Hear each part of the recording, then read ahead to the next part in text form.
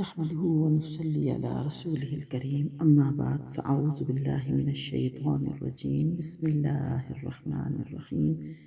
رب اشرح لي صدري ويسر لي أمري واحلل عقدة من لساني يفقهوا قولي وإذ قال إبراهيم لأبيه آزر أتتخذ أصناما آلهة اور یاد کرو جب ابراہیم نے اپنے باپ آزر سے کہا کیا تم بتوں کو معبود بنائے بیٹھے ہو؟ انی اراک وقومک فی ضلال مبین، میں تو تم کو اور تمہاری قوم کو کھلی ہوئی گمراہی میں دیکھ رہا ہوں۔ عزیزان گرامی، السلام علیکم ورحمۃ اللہ وبرکاتہ۔ اس آیت مبارکہ میں حضرت ابراہیم علیہ السلام کا اپنے والد کے ساتھ کیسے کلام ہوا اس کا ذکر ہے۔ حضرت ابراہیم علیہ السلام کے والد کا نام آزر تھا۔ آزر کے گھر اللہ نے جلیل القدر پیغمبر حضرت ابراہیم علیہ السلام کو پیدا کیا۔ آزر ایک دولت مند بتوں کی تجارت کرنے والا شخص جس کے کاروبار کی شہرت ملکوں شہروں تھی اور اس کی رسائی بادشاہوں کے محلوں تک بھی تھی، اور حضرت ابراہیم کی قوم بت پرست تھی۔ ایسے گھر میں، ایسی قوم میں اللہ کے لیے بتوں کی مخالفت لینا آسان کام نہیں تھا، لیکن خلیل اللہ حضرت ابراہیم علیہ السلام اللہ سبحانہ تعالیٰ نے اپنی رحمت سے چن لیا اور اپنی رحمت خاص سے ان کو کامیاب کیا۔ اپنے باپ سے حضرت ابراہیم علیہ السلام نے پوچھا کیا تم بتوں کو معبود سمجھتے ہو؟ تو پھر تم اور تمہاری قوم بڑی گمراہی میں ہیں۔ یہاں حضرت ابراہیم علیہ السلام کے واقعہ کا ذکر اس امر کی تائید اور شہادت میں پیش کیا جا رہا ہے کہ جس طرح اللہ کی بخشی ہوئی ہدایت سے آج حضرت محمد صلی اللہ علیہ وسلم نے اور آپ کے ساتھیوں نے شرک کا انکار کیا ہے اور سب مصنوعی خداؤں سے منہ موڑ کر صرف ایک مالک کائنات کے آگے سر اطاعت خم کر دیا ہے، اسی طرح کل یہی کچھ ابراہیم علیہ السلام بھی کر چکے ہیں، اور جس طرح آج حضرت محمد صلی اللہ علیہ وسلم اور ان پر ایمان لانے والوں سے ان کی جاہل قوم جھگڑ رہی ہے، اسی طرح کل حضرت ابراہیم علیہ السلام سے بھی ان کی قوم یہی جھگڑا کر چکی ہے، اور کل جو جواب حضرت ابراہیم علیہ السلام نے اپنی قوم کو دیا تھا،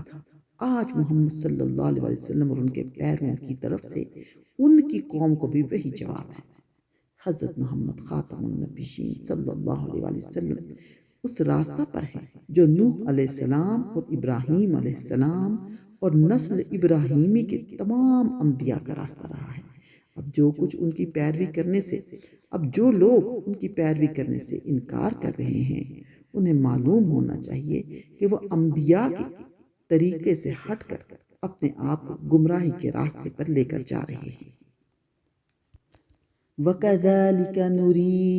إِبْرَاهِيمَ مَلَكُوتَ السَّمَاوَاتِ وَالْأَرْضِ وَلِيَكُونَ مِنَ الْمُوقِنِينَ،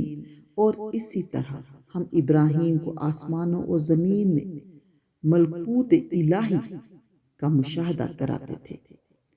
تاکہ وہ اپنی قوم پر حجت قائم کرے اور کاملین یقین میں سے بنے۔ ملکوت مبالغہ کا صیغہ ہے،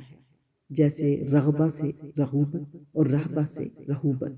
اس سے مراد مخلوقات ہے، جیسا کہ ترجمہ میں یہی مفہوم اختیار کیا گیا ہے، یا ربوبت ہے، یعنی ہم نے اس کو یہ دکھلائی اور اس کی معرفت کی توفیق دی۔ یہ مطلب ہے کہ عرش سے لے کر اسفل عرش تک کا اللہ سبحانہ وتعالیٰ نے ابراہیم علیہ السلام کو مشاہدہ کرایا۔ یہ بات فتح القدیر میں ہے، جیسے کہ آیت مبارکہ سے بھی واضح ہو گیا کہ اللہ سبحانہ وتعالیٰ یہی فرما رہے ہیں کہ حضرت ابراہیم علیہ السلام کو اللہ سبحانہ وتعالیٰ نے آسمانوں سے زمین تک کی تمام مخلوقات دکھائیں اور ان کے تمام معاملات کا علم بھی عطا کر دیا۔ فَلَمَّا جَنَّ عَلَيْهِ اللَّيْلُ رَأَىٰ كَوْكَبًا، پس یوں ہوا کہ جب رات نے اس کو ڈھانک لیا، اس نے ایک تارے کو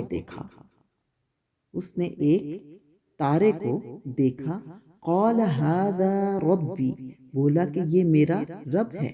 فلما افل قال لا احب الآفلین، پھر جب وہ ڈوب گیا، غروب ہو گیا، اس نے کہا میں ڈوب جانے والوں کو دوست نہیں رکھتا۔ اس آیت مبارکہ میں وضاحت ہے حضرت ابراہیم علیہ السلام کا اپنے باپ اور اپنی قوم کو سمجھانے کا ایک انداز، ایک ایسا انداز کہ انہوں نے کس طریقے سے مناظرہ کرتے ہوئے اپنی قوم اور ابراہیم علیہ السلام کو سمجھایا۔ عزیزان گرامی، تبلیغ اور دعوت میں حکمت اور تدبیر سے کام لینا سنت انبیاء ہے۔ یعنی ایک رات جب تاریکی چھا گئی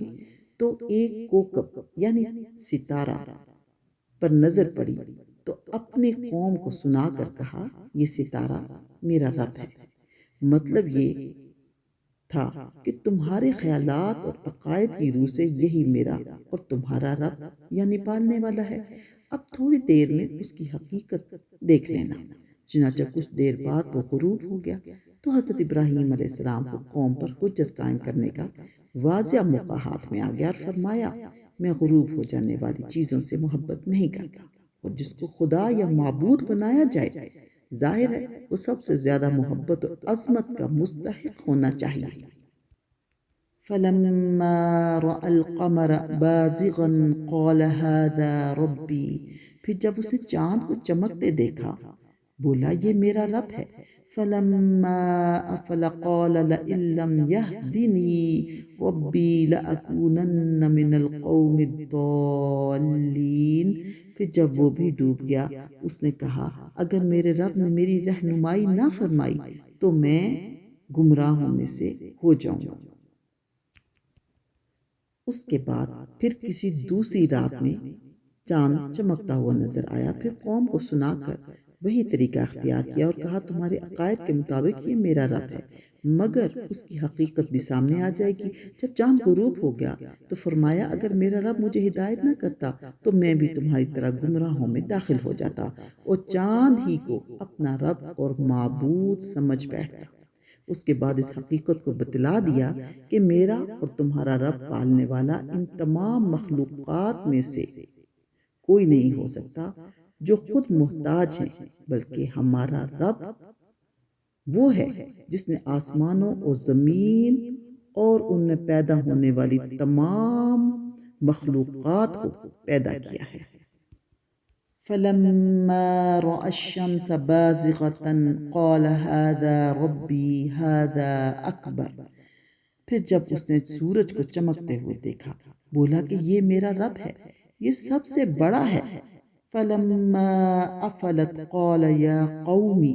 انی بریء مما تشرکون، پھر جب وہ بھی ڈوب گیا تو اس نے اپنی قوم سے کہا کہ اے میری قوم کے لوگوں میں ان چیزوں سے بری ہوں جن کو تم